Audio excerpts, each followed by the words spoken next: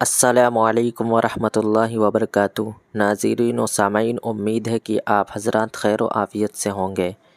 کچھ دن پہلے مفتی صاحب کا کینیڈا میں بیان ہوا، جس میں مفتی صاحب نے کچھ ایسی باتیں کی ہیں جس میں مفتی صاحب پر گستاخ رسول کا الزام لگایا گیا ہے، جبکہ مفتی صاحب نے دو مرتبہ اپنے آفیشیل چینل پر اس غلطی سے رجوع بھی کیا ہے۔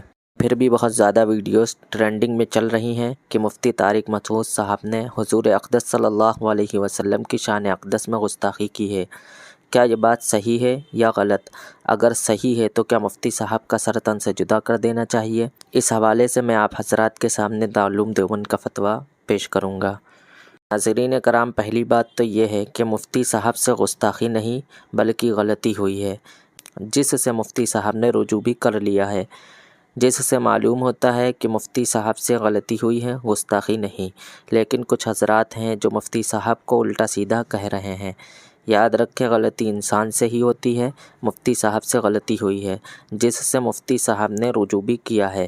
مفتی صاحب کی غلطی کو مد نظر رکھتے ہوئے نہ سوال کریں، بلکہ ان کی دینی و علمی خدمات کو مد نظر رکھتے ہوئے فیصلہ کریں کہ مفتی صاحب سے واقعی غلطی ہوئی ہے یا گستاخی۔ چلیے اس حوالے سے میں آپ حضرات کے سامنے دارالعلوم دیوبند کا فتویٰ پیش کرتا ہوں۔ اگر کوئی نبی اکرم صلی اللہ علیہ وسلم کی توہین کرتا ہے، نعوذ باللہ، تو اس کی سزا موت ہے۔ میرا سوال یہ ہے کہ اس گستاخ کو قتل کرنے کی ذمہ داری کس کی ہوگی؟ عام پبلک کی یا حکومت؟ کیا اس کو توبہ کرنے کا موقع ملے گا؟ جواب: بسم اللہ الرحمن الرحیم۔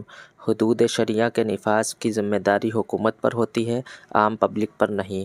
گستاخ رسول صلی اللہ علیہ وسلم اگر سچی توبہ کرتا ہے تو اس کی توبہ بھی قبول کی جا سکتی ہے، کما ہوا مذہب الامام ابو حنیفہ رحمۃ اللہ علیہ، واللہ تعالی اعلم۔ دارالافتاء دارالعلوم دیوبند۔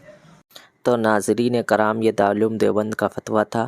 امید ہے کہ آپ حضرات کو پوری بات سمجھ میں آ گئی ہوگی۔